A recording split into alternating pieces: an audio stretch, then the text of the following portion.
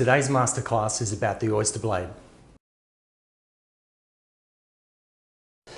We have the oyster blade here, and the purpose today is to do a food service butchery to get the best possible yield we can from this. So naturally, oyster blade on its own is a delicious cut. It's quite a remarkable piece of meat for the fact that it can do anything.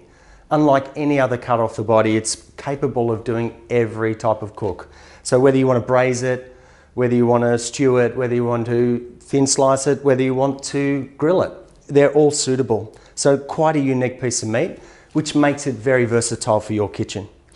But one of the common criticisms in food service butchery is when we turn this into a flat iron, and to turn into a flat iron, it means we need to remove that heavy part of the sinew that starts at the head of the oyster blade and runs all the way through to the tail. And usually when we do that, it's at the expense of yield. So I want to show you quite a clever trick I've picked up, and it's called the fish cut oyster blade. So to do this, we need to recognize the oyster blade head and the oyster blade tail. Fairly obvious, a thicker head portion, thinner tail portion. Heavier silver skin end and a few associated muscles, very thin end.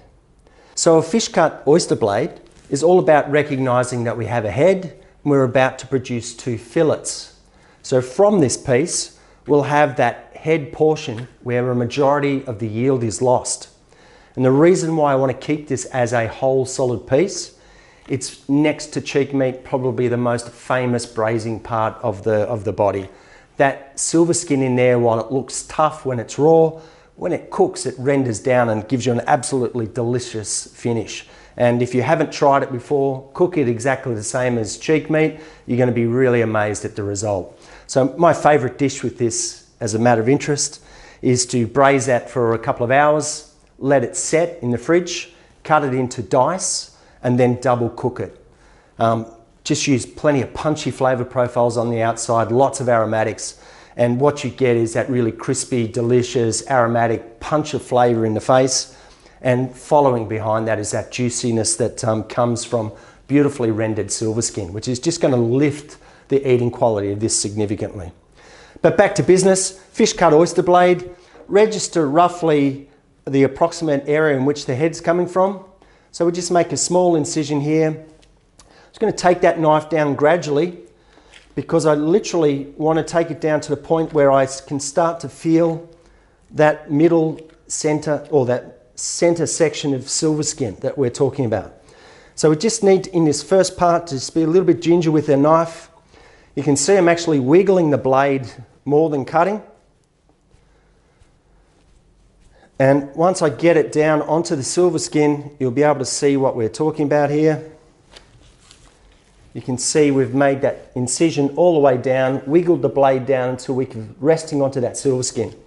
Now at this point, we want to trim off the external surface of the fat and silver skin, and also the internal surface of the silver skin. And this is actually the skin that sits on top of the scapular bone. Good idea to remember that some of this will have some bone fragment, and it's a good idea just to keep that part of the silver skin for your stocks as opposed to adding it to a good braising dish. If you want to remove silver skin, you do need to remove the fat first. For the obvious reason, we've talked earlier in our sessions about letting the knife do the work and letting the knife find the least resistance. And we can't do that while there's fat there because that will alter the direction of the blade while we're trying to remove it.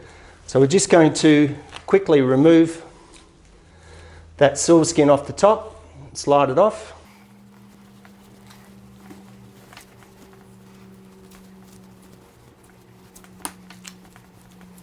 And it's worth doing this. Once you remove the fat, that whole job's a lot easier.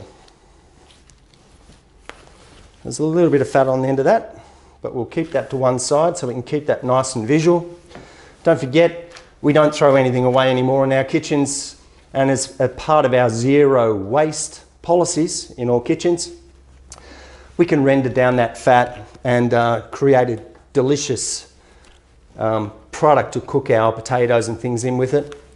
And it's always good to remind your customers about zero waste and the way you can help the environment. And rather than opening a jar of palm oil, we can actually use that fat. It's actually quite a delicious fat as well. And we forget that fat is actually nature's most potent flavour delivery device. And utilising that fat in our cooking only leads to great flavour. So what we're going to do is we're going to pick up parts of that silver skin. Again, loose grip on the knife, let the knife do the work, and it'll make its way down there, least path of resistance, and start to remove that silver skin for us.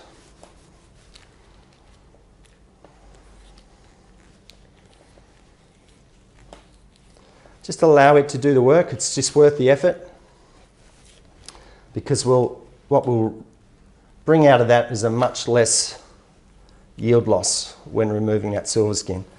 And we'll let the blade do all of that work.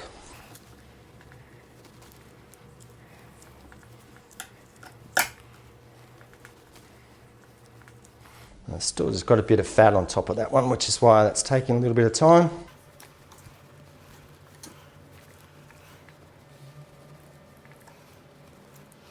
There we go, lovely. We keep our silver skin separate to make sure you mince that back in through your ragouts. Fantastic product to put into a beef ragout.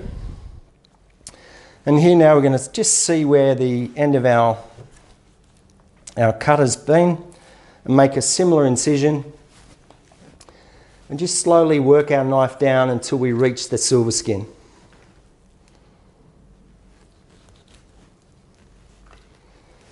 Once we've done that, once we find the silver skin, we are ready to go through the filleting of the beef oyster blade. And I'll just turn that over now so you can see just how close, just by wiggling that blade, we have brought the silver skin.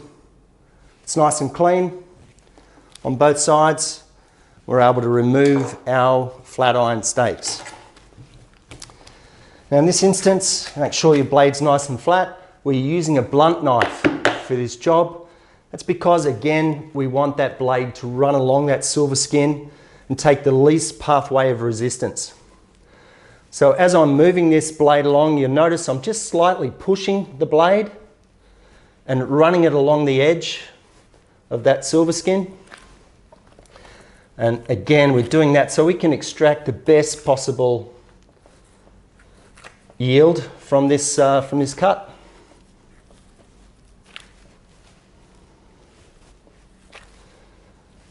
And we're just about there. It's just slowly coming off there, as you can see, coming off nice and cleanly. It's just a matter of technique, this trick. And again, the main reason for doing that is to ensure that we get the best possible yield and best possible cut to cook scenario from this cut. So there you can see we have our first part of the flat iron removed. We now just need to turn that cut over, remove that top silver skin. Remember, the underlying silver skin, the silver skin closest to the bone, at different times can have small amounts of bone fragment. So ideally, we wouldn't mix this into our ragout. That would be held separately as a stock item.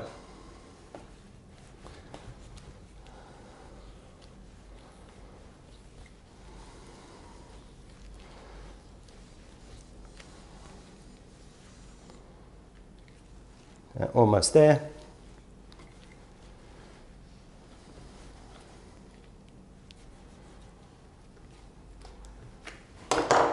Now, once again, with our blunt knife, this is the part where we're filleting the fish.